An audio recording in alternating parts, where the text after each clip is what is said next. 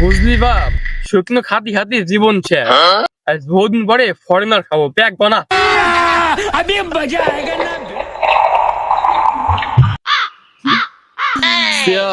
শরীর কেমন ভারী ভারী, বয়স আমার কুড়ি।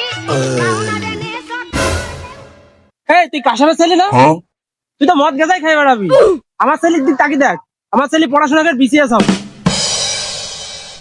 দাদা বেশি জ্ঞান চুদায় না দিলি, আমার বাবার টাকায় আমিও খাচ্ছি। তোমার কোনো সমস্যা? তোমার ছেলে তুমি বিশেষ বানাও না?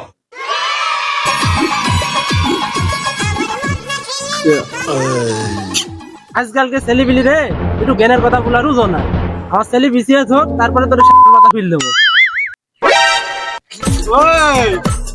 মাদারের বাচ্চা কিছু না কি রে? মাদারের বাচ্চা কথা